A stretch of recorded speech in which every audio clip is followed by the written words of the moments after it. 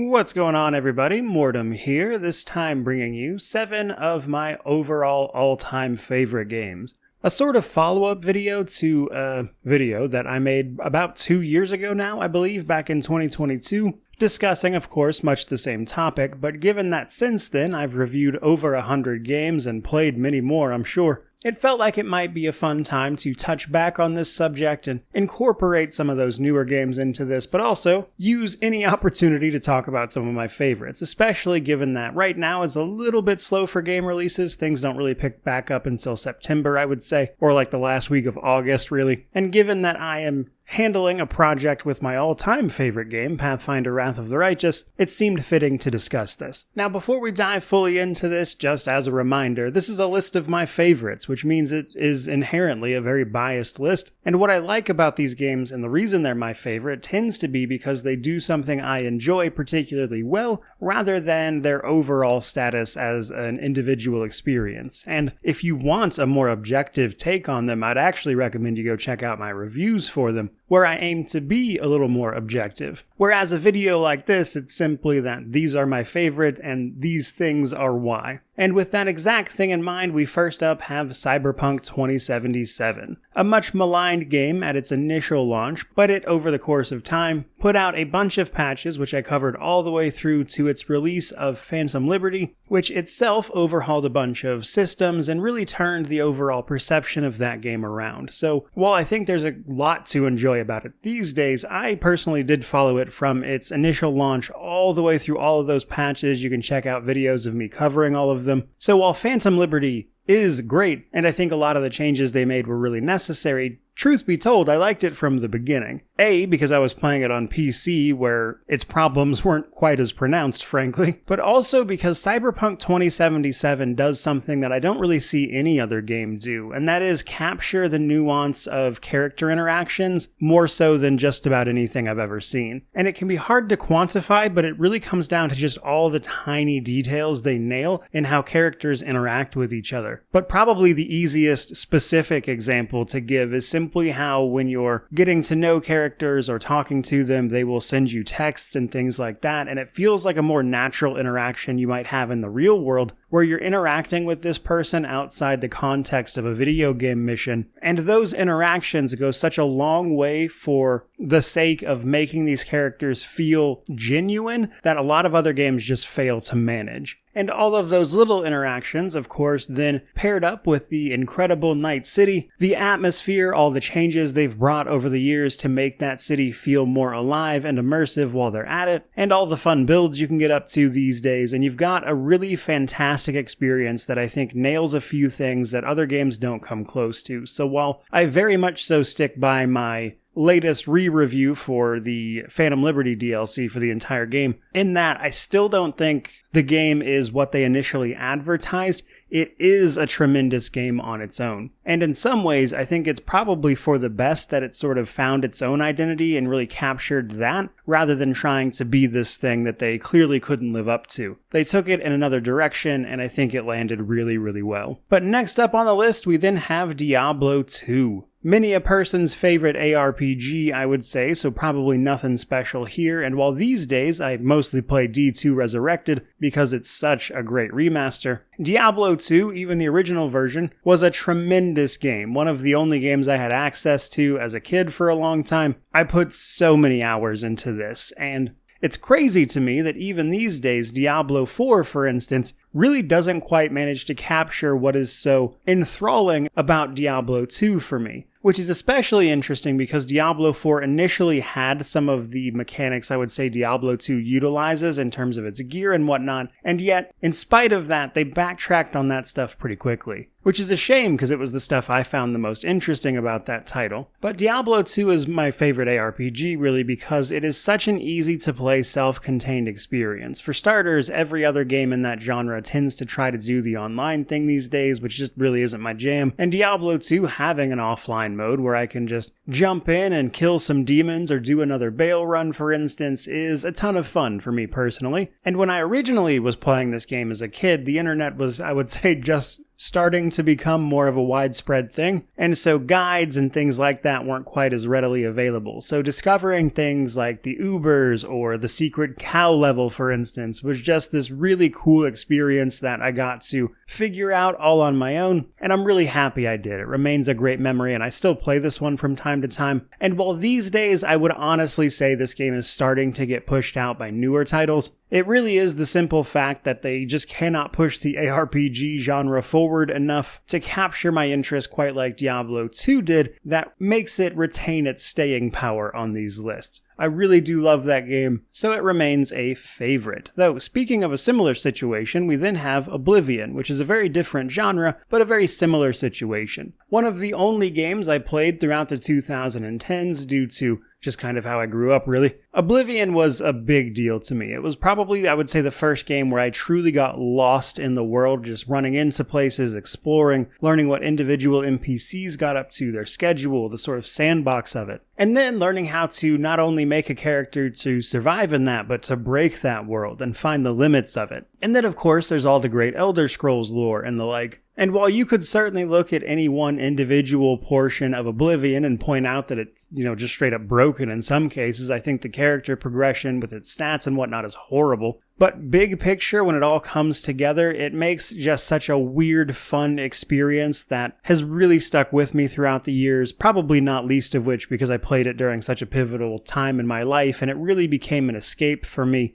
But either way, a tremendous game and one of my all-time favorites. I even like it more than Skyrim, to be honest. And yes, even Morrowind, which I have played completely for the channel as well. But no need to fan that age-old debate. Fourth up, however, we then have Final Fantasy XII. Now, I've played every mainline fantasy game besides 16. They haven't brought it to PC yet, so I haven't got around to it. But when I was a younger man playing games where I could, as opposed to simply where it is convenient for me, I was always pretty taken in by the Final Fantasy series, not least of which because I enjoy a good JRPG, but the Final Fantasy series tends to do them, in my opinion, the best. But Final Fantasy XII in particular is one of my favorite games of all time for a few different reasons. For starters, I really enjoy the story of it. It's a little Star Warsy if you really want to boil it down, truth be told, but nonetheless, I still loved the narrative. I especially enjoyed the evaluation of characters like Baldur, who is initially this sort of freedom-loving sky pirate, but you found out that he used to live a life as a judge in the Empire, and his reasons for walking away from that life, which were always really impactful, and that's to not even get started on Bosch and his twin.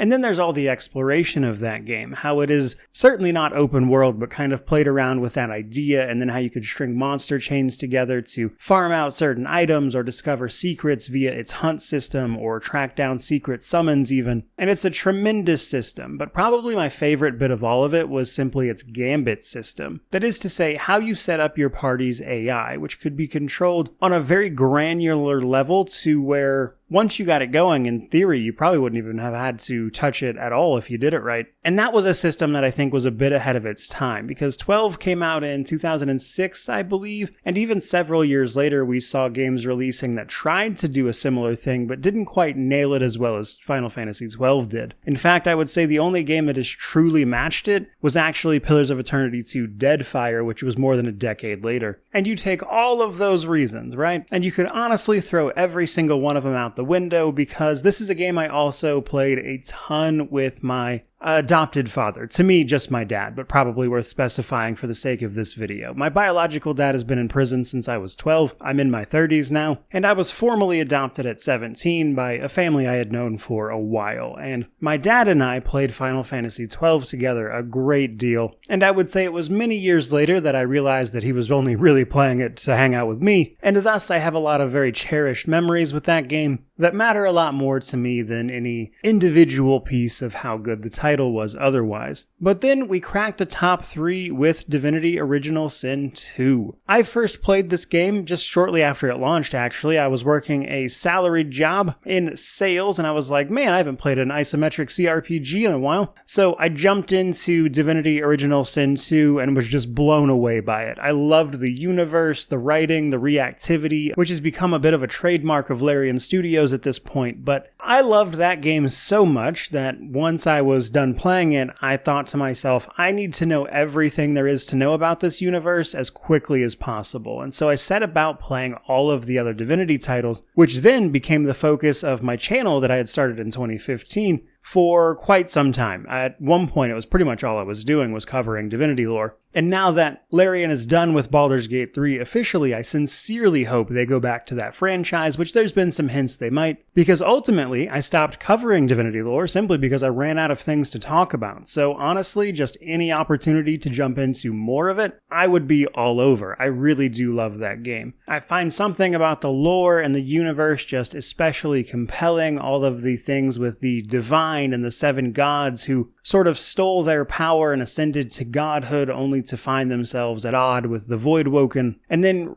elevating this very flawed individual, Lucian, to the role of divine, only for him to make some of the worst decisions imaginable. And it's such a great story of inherently flawed people trying their best to do the right thing, only to make things much, much worse. And that's before we even start talking about how fun and dynamic the combat system is, especially with all the different elemental reactions and things of that nature. But tone, aesthetic, the world, I love pretty much everything about DOS 2. Even if sometimes the elemental effects get a little over the top, to be sure. But it's pretty easy for me to overlook that game's faults. But then we have our number 2 spot, which also goes to Larian Studios via Baldur's Gate 3. Now, I'll be real with you, I covered Baldur's Gate 3 a ton. There's a not insignificant chance that some people watching this probably found my channel through that. I really enjoy Larian Studios' work. Obviously, I love the Baldur's Gate series and its isometric CRPG roots. And I covered this game a ton in the lead up to it, during, of course, and it was a huge growth driver for the channel, but also just a lot of fun for me personally. Not least of which because of how well those videos did. And look, I could go on about how I love the dynamic systems, again, the reactivity that Larian does extremely well, how every time I played through the game, including a playthrough with every single origin character, revealed something about their character that I didn't know or hadn't thought of, or managed to see from a different angle that kind of illuminated things, which was all a pretty tremendous experience. But realistically, Baldur's Gate 3 did one thing that solidified a sort of permanent place on my favorite games list, and that is the simple fact that it straight up paid off my house.